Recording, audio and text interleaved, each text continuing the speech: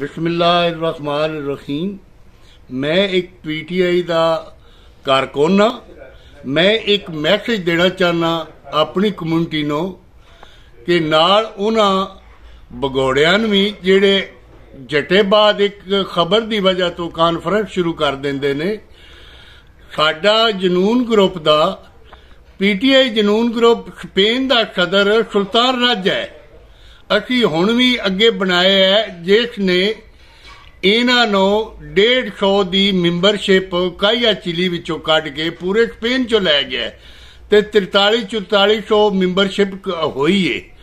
इस वजह नाल इन्हां नूं बड़ी तकलीफ है चूरी सिकंदर गोंदल दी खबर असी लवाने आ। साडी खबर है असी लवाने रहनी है और साफियां ने आदियां नाल कि साडी खबर लगती रहे। ठीक है, तुहाडियां मर्चां इतनियां नहीं है कि जितनियां तुसीं वेचण लगे हो। असां तुहान अगे लिआंदा है, असां तुहान बनाया। अज वो दिन किसी कोल किली कोल आ गई आई, इंज नहीं होना। पीटीआई स्पेन जितनी भी है वो जनून ग्रुप दे नाल है। जनून ग्रुप अजे है वो रहेगा। जिहड़ी गल तू कीती है ना कि धड़ा खत्म हो जाता है, अज तक जितने चिर इलैक्शन होए अज तक दूसरा धड़ा खत्म नहीं होया। वो इजाद रहा है, नाल रहा, तू भी उन्होंने धड़ियां दे विच रहा है।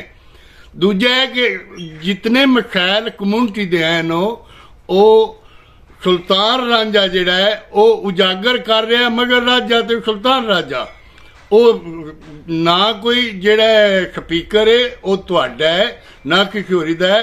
मुस्लिम लीग काफ, मुस्लिम लीग नून जिहड़ी भी जमात है वो जाके अपना मसैल हल करा सकती है, ਉਹਦੇ अगे पेश कर सकती है।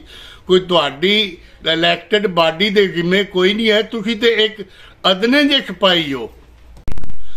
वो पाकिस्तानियों का स्पीकर है, पूरे वर्ल्ड का स्पीकर पाकिस्तान का है। ये निरी एक पीटीआई तुहाडी दा स्पीकर नहीं है, ना ही कि तुहाडे लिखे है, ना कि वो साडा स्पीकर है। जितने भी इस टाइम वजीर या वजीर आजम या कोई भी वो सारे पाकिस्तान लेवल ते ने।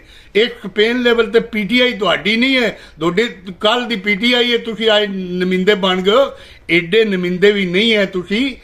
ये जितना ओवरसीज नूं तुसीं करदे हो, तुसीं अगले ने लाहौर जिहड़ा गए हो वो भी इंग्लैंड के बंदे दे थ्रू हो के तुसा तरला करके वड़े हो। जिहड़ा पिया दे उन्होंने वड़न को नहीं सी दिंदा। साडे ते स्पैशल कार्ड गया सी, साडे ते सुल्तान रांझा नूं स्पैशल ओवरसीज का कार्ड गया सी। तुहान किसे वड़न ही नहीं देना सी जे इंग्लैंड वाले बंदे नाल ना लैके टुरदे होते। सुल्तान रांझा एक जनून है, इसलिए वो जनून ग्रुप का सदर है। तुसीं ते टांगे दियां सवारियां खाओ, वो तो सुल्तान रांझा है जिस ट्रेन ते दोन बिठाया पूरे स्पेन विच गली गली में दोन फिराया है। ओदा नाम सुल्तान रांझा है और जनून ग्रुप का सदर भी है। ये तुहानूं भुल लगी है। असी अपनी खबर दे लवाने भी हाँ, लांदे भी। असी चुप रहिए तो मर्जी साडी। हुण असां खबर लवाई भी है, लवानी भी है, मैं वीडियो भी रिकॉर्ड करा रहा। जिसनूं तकलीफ होवे वो साडे मूँह ते आ जावे। ए काफियां कोलों ना पूछे कि तुसीं खबर लाई है, क्यों लाई है। साडे कोलों आके पूछे, किसी मामा बनने की कोशिश ना करे।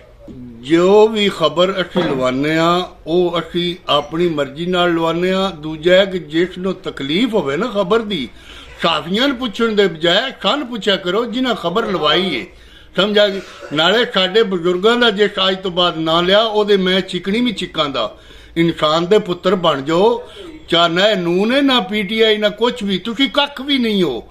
तो बेहतर है कि इज्जत ना रवो, इज्जत ना रहन दो। जे तुसा जे जवाब दिता वो जवाब तुहानूं लभेगा।